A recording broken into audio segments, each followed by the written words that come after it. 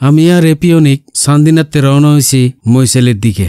এপিওনিকের ফঙ্কিরাজডাত কইরা আমরা দুইজনে বারারা দিয়া মৈশালের দিকে রওনা হইলাম। আমরার উদ্দেশ্য হইল জমিদার ভৈরবচন্দ্র সিংহর জমিদার বাড়িটা আজগা আপনারা দেখায় আনলাম।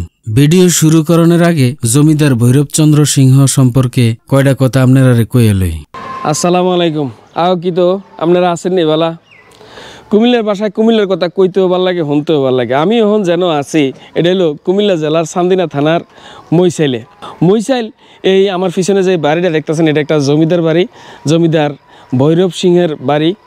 এই বাড়িটা দীর্ঘদিন ধরে আমু করে আওয়া হয় না, আজগা অনেক ভাইয়ের সুবাদে এই বাড়িটাতে আমরা আইছি।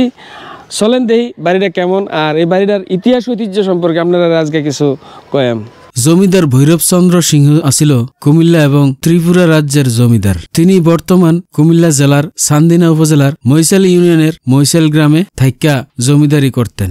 আইজো আবাডার বাড়িটা এবং সমাধিস্থল দেখা মুগ্ধন মানুষ এবং বহু মানুষ ভিড় জমান। সুন্দর নকশা করা বাড়ি, তবে বিভিন্ন সময়ে একটু একটু করে ভাঙ্গা গেছে। তাই তিনতলা জমিদার বাড়িটা ভাঙ্গা এখন দুইতলায় পরিণত হয়েছে। অযত্ন অবহেলায় ফিরে আছে বাড়িটা। ভিতরে বড় বড় কক্ষ, ছাদে জমা রয়েছে বৃষ্টির পানি। সংরক্ষণের অভাবে ছাদ চুইয়া পানি পড়তেছে কক্ষের ভিতরে। ভিতরে প্রবেশ করে দেখি ছোট একটা দরজা, ভিতরে উকি দিয়ে দেখি মাটির নিচে কক্ষের মতন।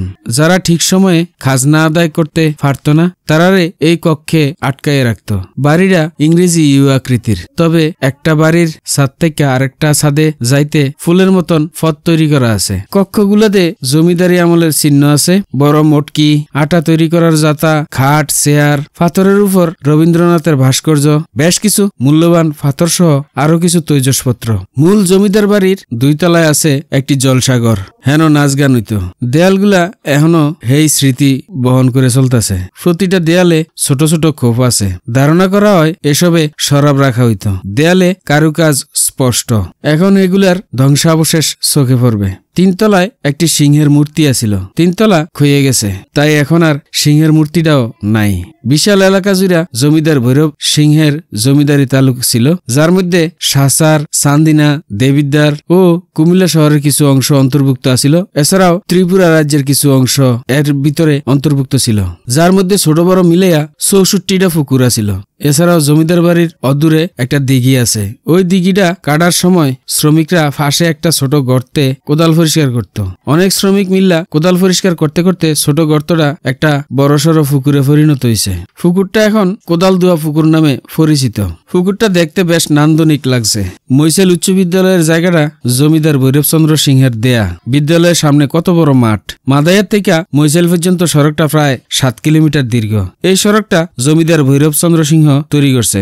বাড়ির পাশের পুকুর পাড়ে আছে জমিদার ভৈরবচন্দ্র সিংহের সমাধিস্থল। লেখা আছে স্বর্গীয় ভৈরবচন্দ্র সিংহ, জন্ম 1259 বঙ্গাব্দ, মৃত্যু 1336 বঙ্গাব্দ। জমিদার বাড়িতে বেশ কয়েকটি পরিবার বাস করেন। তার মধ্যে একটা পরিবার আছে, তারা জমিদারের 5ম প্রজন্ম বলিয়া দাবি করছেন। এ বাড়ির ছেলে সুজন চন্দ্র দে, তিনি জানান জমিদার ভৈরবচন্দ্র সিংহ সম্পর্কে তার বড় বাবা। সুজন জানান তার মা এ বাড়ির অনেক ইতিহাস জানেন। সুজনের মায়ের নাম লক্ষ্মীরানী দে। জমিদার বাড়ির বউ লক্ষ্মীরানী দে জানান 1952 সালে তার জন্ম, তাই এই বাড়ির কিছু ইতিহাস তিনি জানেন এবং কিছু দেখছেন। জমিদার ভৈরব সিংহের 2 ছেলে, হরধর চন্দ্র সিং ও কামিনী চন্দ্র সিং। জমিদার বাড়ির প্রবীণ মানুষ ক্ষিতীশ চন্দ্র সিংহ, তিনি 2016 সালে মারা যান। ধারণা করা হচ্ছে তিনি জমিদার ভৈরব সিংহের নাতি ছিলেন। জমিদার ভৈরবচন্দ্র সিংহ বেশ প্রভাবশালী জমিদার ছিলেন। আড়ম্বরপূর্ণ জীবনযাপন ছিল জমিদার বাড়ির মানুষের। দূরবর্তী যাতায়াতের লেগা জমিদার বাড়ির পুরুষরা হাতি ও ঘোড়া ব্যবহার করতেন। নারীরা লেগা ফালকি ছিল। জমিদারি প্রথা বিলুপ্তির অনেক বছর পর্যন্ত এই ফালকিটা ছিল।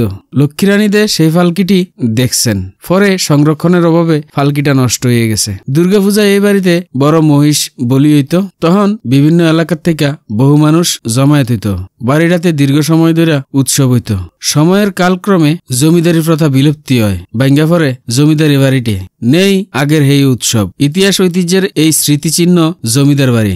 ঘোড়া, হাতি, আস্তাবল, জলসাঘর, স্থানীয়রার দাবি জমিদার ভৈরবচন্দ্র সিংহের বাড়িটা যেন সংরক্ষণ করা হয়। জমিদার বাড়িতে হাঁটতে হাঁটতে আমি ভাবতেছিলাম এক সময় কত প্রভাবশালী একজন জমিদার এই রাস্তা দিয়ে হাঁটাচলা করছে, আর আজগা তার শেষ পরিণতি শুধু এই জমিদারের কেড়ে পৃথিবীর হগল মানুষেরই জায়গা বলে কবরস্থানে নাইলে শ্মশান ঘাটায়।